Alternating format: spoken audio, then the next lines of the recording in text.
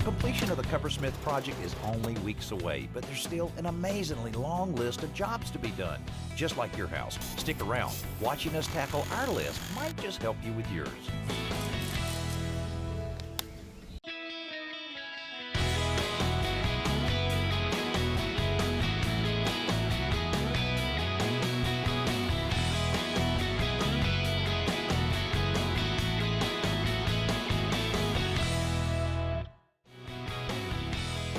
We're doing a major renovation to this 85-year-old house. We call it the Kuppersmith Project after the family who lived here for over a half a century.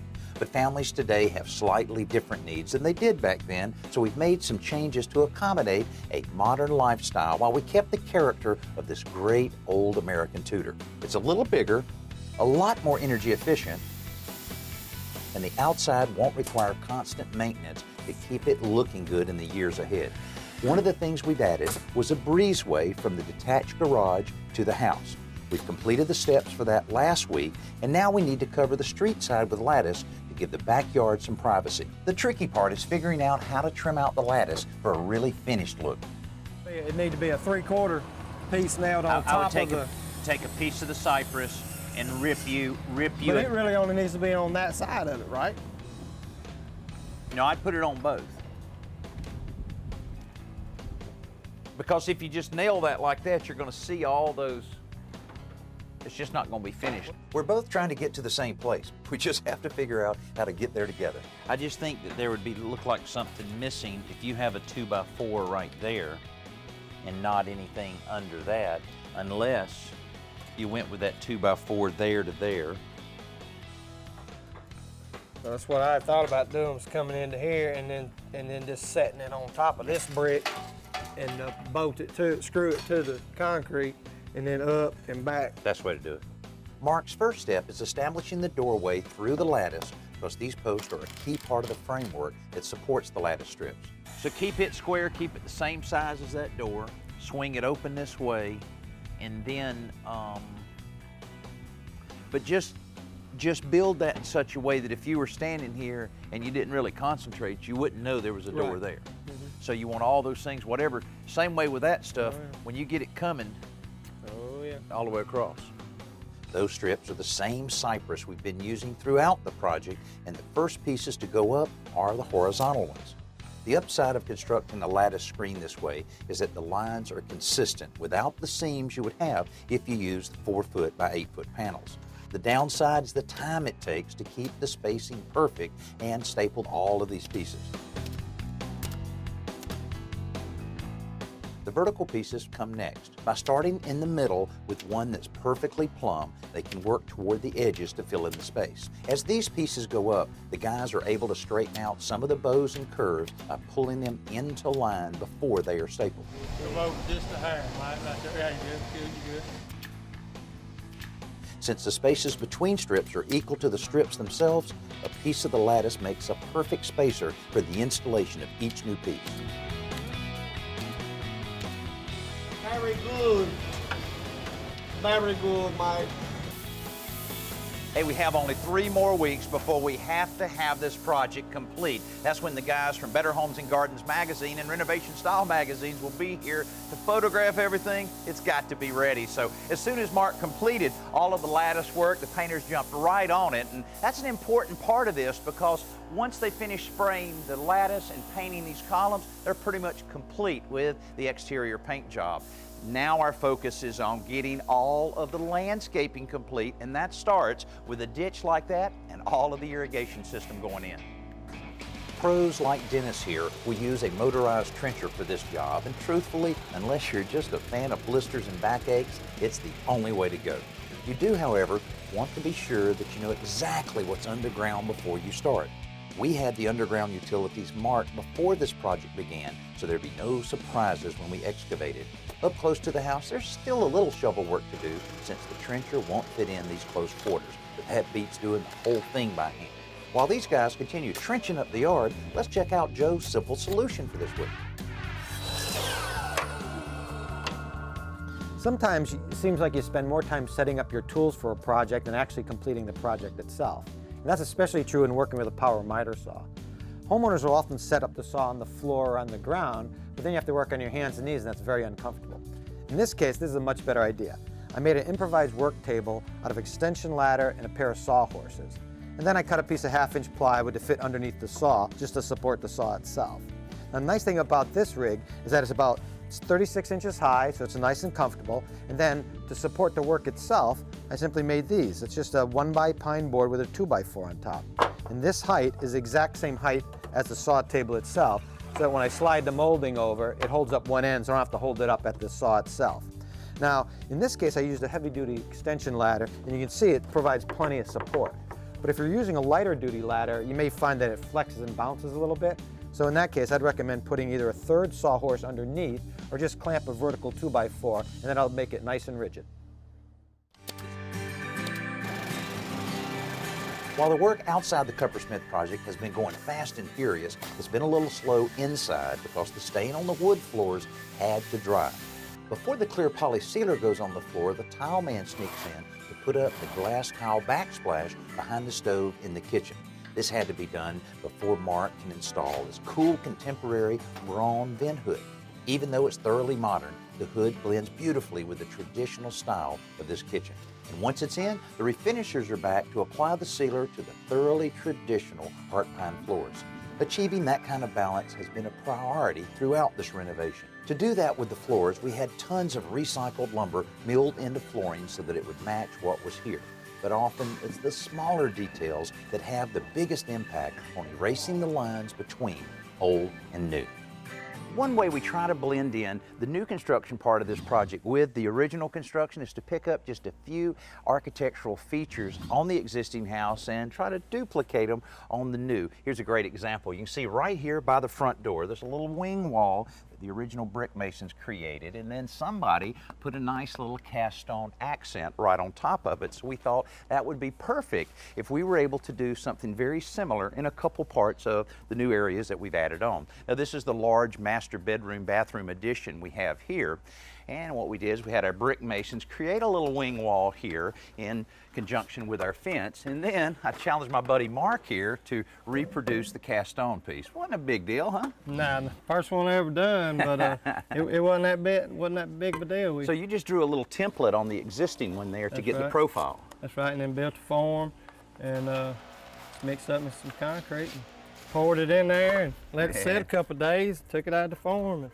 should fit real good. So are you going to mortar that in, or what are you going to do in order to I'm just going to put a construction adhesive on it and then come around the edges and fill in the small crack around the edge. That looks great when you look over there and look there. Yeah. Looks pretty darn good, man. That's Looks great. good. That's great. I'll let you go ahead and put that one in place, and we'll put the other one in place around back. Hey, another thing we're doing right now is getting our gate here and our front door made by a local woodworker using the same type of cypress we used on the ceilings of the front porch and back porch. What we have here is just a piece of fiberboard that we're using to make a template to show him exactly the size we need and the shape we need. And we're going to have a little hole in the door here with a little metal grate looking through. It's always a nice little accent there. So this will be ready in just a week or two. We can install it in conjunction with all the landscaping that's taking place. This place is going to look pretty darn good.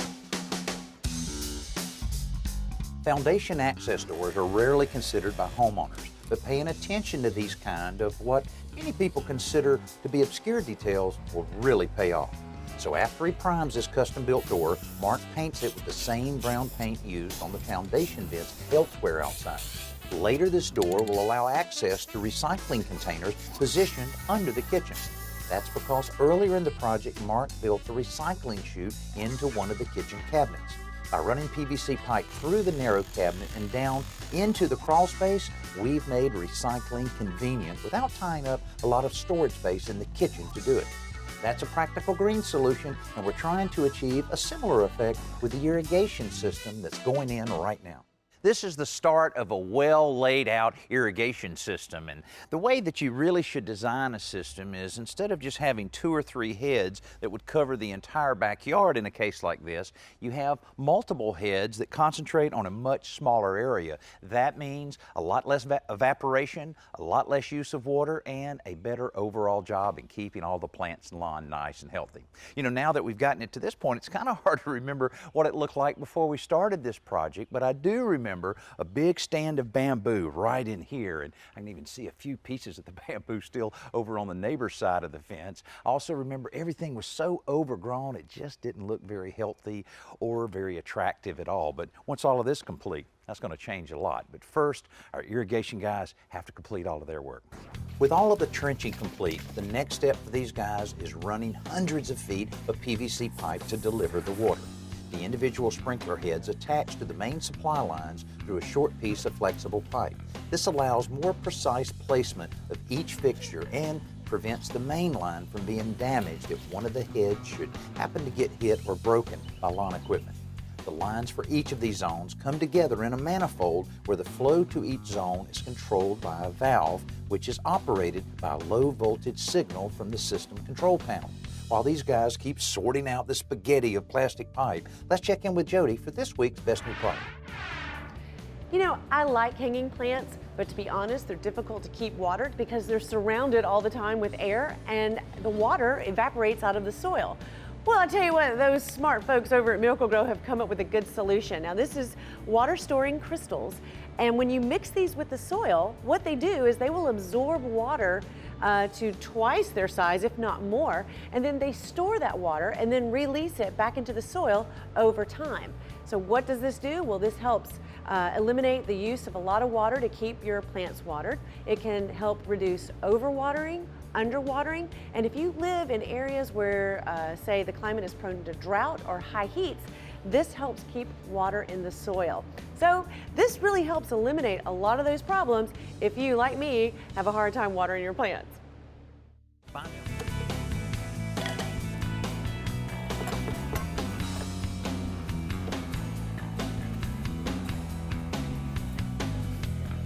Sweet.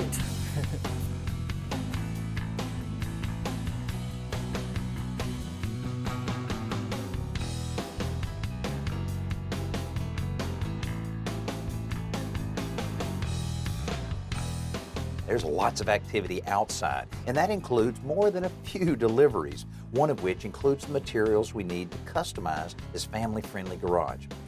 We're using the Gladiator Garage Work system, which revolves around this wall-mounted track they call gear track. When they're attached to the wall studs, the double-channel design of these things create a strong, secure platform to hang almost anything, whether it's a sizable cabinet or a smaller piece of hardware. That's right. Cool. Plus, once the items are on the wall, they still can be adjusted along the track, allowing you to change the layout as your needs change. The folks at Gladiator helped us design a great setup that includes lots of gear track for wall storage, plus a workbench and 2 rolling tool storage chests for maximum flexibility. Hey guys, how's it going? Doing good. Mark, I see you finally uncovered this garage floor. What has been covered up for about 5 months. I was hoping that it hadn't gotten stained or anything, but heck, it looks great. No, plastic kept it protected good. And we had all this stuff stored in here and everything. Yeah. But speaking of storage, I see that you got started on your Gladiator Garage Work system. What do you think about it so far? It's really some nice stuff, man. Got it all locked up? Yeah, but it goes together real simple. Huh. You know, and it's. You know, I've seen it at the shows heavy a duty. lot and everything. And of course, they have a zillion different accessories and everything. But I always thought it'd be just such a great gift for someone to give someone, you know, that has a garage and that kind of thing. But any problems so far? Just one here. We've got the vacuum cleaner system's going to be hung here, and the drawings don't really reflect that. Oh so yeah, we kind of added that at the last minute, didn't we? Yeah, but we can slide it down, I think, and have plenty of room to get to the sink and everything. You probably need a little clearance on that garage door up there anyway, don't you? It wouldn't hurt. Sure wouldn't hurt. Yeah, well, there's plenty of room there. You can just move that down a little bit and put everything in there. It's going to be pretty cool, though, to get everything up off the floor, you know, and hanging here and there. And I know on the other sides, they have it all set up. Yeah, for the sportsman side. Yeah, that's the sports and recreation side. Yeah, that's pretty cool. All right, well, good. Well, that should, shoot, you'll have this thing done less than a day then, won't you? Oh, yeah, we'll be done today. Yeah, perfect. Every time I walk onto the job, I end up having several meetings and today is no different. Jim Burks is our landscape lighting designer. What was your, of course, this is the first time you've seen the house, I guess, and everything, but... No, I can't. I've been here you did? twice. I was okay. here maybe 2 months ago. Paul had me drive by. Oh, okay. And then last night I came by and did the final. Oh, okay, that makes design sense when at it's night and dark. everything. Oh, okay. So, Well, no, that's it's cool. That's no, cool. and it's going to be a neat project. Yeah.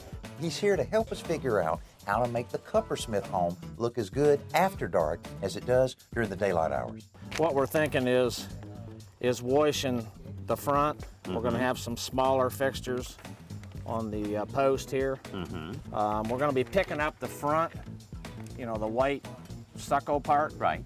Just grazing it. We keep the fixtures in, and we actually do that at night because we can make the architectural features on the front of there with shadows double the size.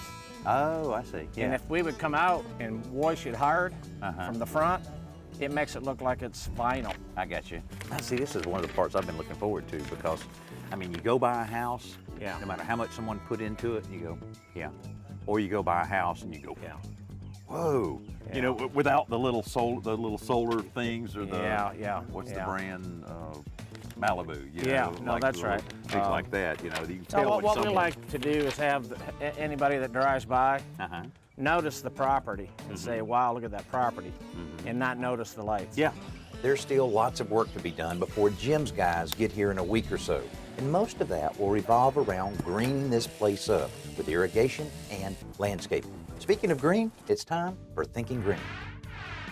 We've talked a lot about taking advantage of the sun as an energy source, but there's another power maker out there that we can harness, the wind. Until recently, this hasn't really been a viable option for homeowners because wind turbines were so large and it took a minimum breeze of 8 miles an hour to turn the blades. Another obstacle is the fact that over 80% of the U.S. residential market has winds less than that most of the time. But there are now residential wind turbines only 6 feet in diameter, about 8 feet tall, and only 95 pounds in weight. Even better is the fact that they'll start producing energy with only 2-mile-per-hour winds. This won't become your sole energy source, but it'll show a drastic reduction in your utility use, up to 30% less in fact. A system like this is going to run you between $4,000 and $5,000 to put in place, but once you've got it, life can be a breeze.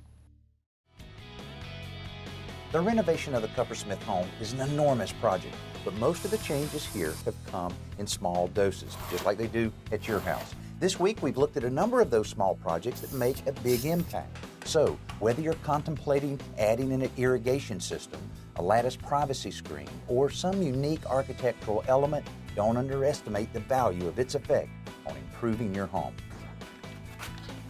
Our painters have completed all of the spraying of the inside of the lattice panels. All they have left is to spray the outside, paint the columns, and the exterior paint job will be 100% complete. Now, Dennis and his crew doing all of the irrigation, they completed the project so quickly, and they're ready now for the landscapers to move in and completely transform the outside of this project. You can see there are so many little tasks that have to be done before you can complete a project like this, and we're getting very close. Only 3 more weeks, and we'll be able to give you the grand tour of the Kuppersmith Project. Hey, I hope you're enjoying following along on this project. We're sure enjoying putting it together. I'm Danny Lipford. We'll see you next week here on Today's Homeowner. It's taken a lot of work to get this project off the ground, and our Kuppersmith Project partners have helped make that happen.